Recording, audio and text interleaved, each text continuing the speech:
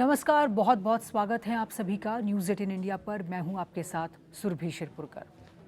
मध्य प्रदेश की राजधानी भोपाल में 12 मई को हुई 35 वर्षीय ट्विशा शर्मा की मौत अब सिर्फ एक संदिग्ध मौत या फिर कथित आत्महत्या का मामला नहीं रहा। ये केस अब देश के सबसे चर्चित और हाई प्रोफाइल मामलों में शामिल हो चुका है। वजह है एक पूर्व जज का परिवार, दहेज प्रताड़ना के आरोप, शरीर पर चोटों के निशान, कथित व्हाट्सएप चैट्स, सीसीटीवी को लेकर उठे कई सवाल और अब सीबीआई की हाईटेक जांच। मामले में सबसे बड़ा घटनाक्रम तब सामने आया जब सीबीआई ने ट्विशा की सास और पूर्व जिला जज गिरिबाला सिंह को लंबी पूछताछ के बाद गिरफ्तार कर लिया। इस केस को समझने के लिए सबसे पहले जानना होगा कि ट्विशा शर्मा कौन थे। ट्विशा मूल रूप से नोएडा की रहने वाली थी। उसने एमबीए किया था, कॉरपोरेट सेक्टर में काम किया था, मॉडलिंग की दुनिया से भी जुड़ी हुई थी और मिस पुणे का खिताब भी जीत चुकी थी। दिसंबर 2025 में उनकी शादी भोपाल के वकील समर्थ सिंह से हो गई। समर्थ सिंह मध्य प्रदेश की पूर्व जज गिरिबाला सिंह के बेटे हैं। शादी के महज कुछ महीनों बाद 12 मई 2026 को ट्विशा अपने ससुराल में मृत पाई गई। शुरुआती जानकारी में इसे आत्महत्या बताया गया, लेकिन बाद में पूरा मामला बदल गया।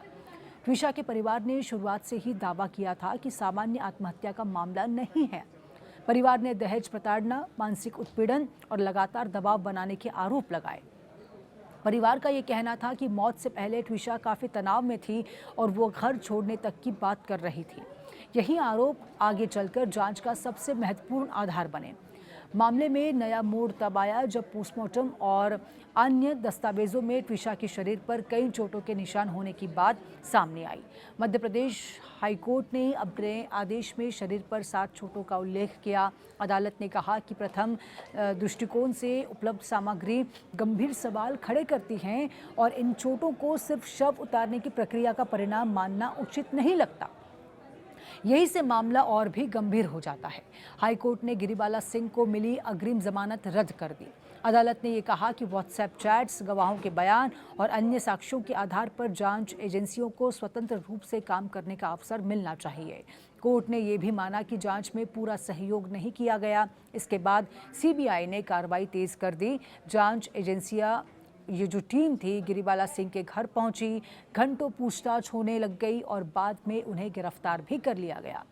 बताया यह जाता है कि पूछताछ 7 घंटे से अधिक चली। इसके बाद उन्हें हिरासत में लेकर आगे की कानूनी प्रक्रिया शुरू की गई। लेकिन इस पूरे मामले में सबसे ज़्यादा चर्चा जिस बात की हो रही है वो है सीबीआई की हाईटेक जांच। जांच एजेंसियां जब घटनास्थल का डिजिटल रिकंस्ट्रक्शन उन्होंने शुरू किया है। मीडिया रिपोर्ट्स के अनुसार घर का वर्चुअल वॉकथ्रू, 3D मैपिंग और डिजिटल मॉडल तैयार किया जा रहा है ताकि ये समझा जा सके कि घटना के समय घर के भीतर वास्तव में क्या हुआ होगा। सीबीआई तथा कथित टनल व्यू तकनीक और डिजिटल पुनर्निर्माण के जरिए घटनास्थल की हर गतिविधियों को दोबारा समझने की कोशिश कर रही है। अब सवाल यह है कि सीबीआई को इसकी ज़रूरत क्यों पड़ी, क्योंकि जांच एजेंसी सिर्फ बयान और दस्तावेजों पर निर्भर नहीं रहना चाहती।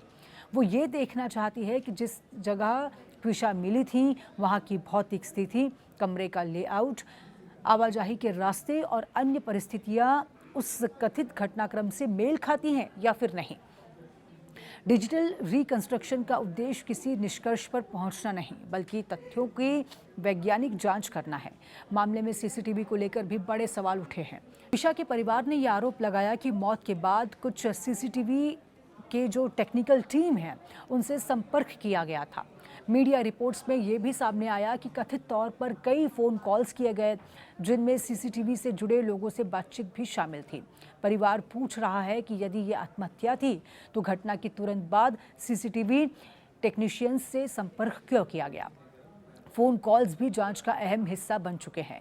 रिपोर्ट्स के अनुसार जांच एजेंसियां कॉल डिटेल रिकॉर्ड यानी कि सीडीआर की पड़ताल कर रही हैं। किसे फ़ोन किया गया, कब किया गया और घटना के बाद कौन कौन से संपर्क स्थापित हुए, इन सभी पहलुओं को खंगाला जा रहा है।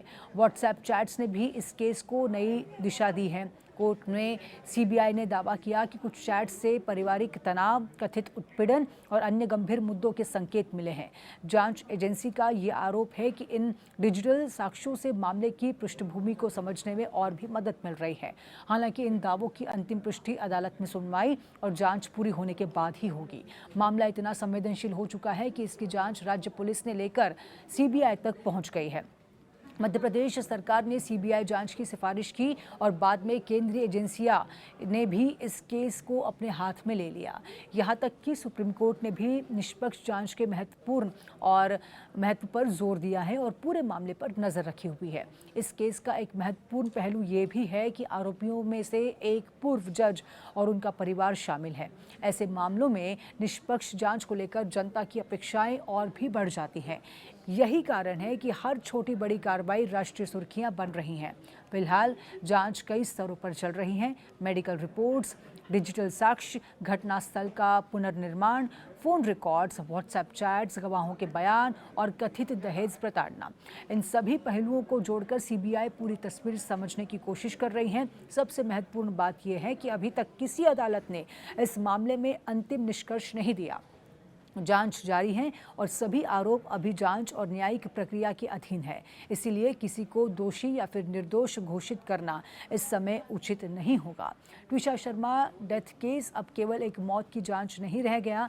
ये मामला उन सवालों का प्रतीक बन चुका है जो दहेज, वैवाहिक प्रताड़ना, प्रभावशाली परिवारों की जवाबदेही और जांच एजेंसियों की भूमिका से जुड़े हैं। सीबीआई की 3D मैपिंग, डिजिटल रिकंस्ट्रक्शन या फिर रिक्रिएशन, कॉल रिकॉर्ड्स की जांच और फिर पूर्व जज की गिरफ्तारी ने इस केस को नई दिशा दे दी है। अब पूरे देश की नज़र इस बात पर है कि क्या वैज्ञानिक जांच और कानूनी प्रक्रिया ट्विशा शर्मा की मौत की असली सच्चाई सामने ला पाएगी या फिर ये मामला भी लंबे समय तक अनुत्तरित सवालों के बीच उलझा रहेगा।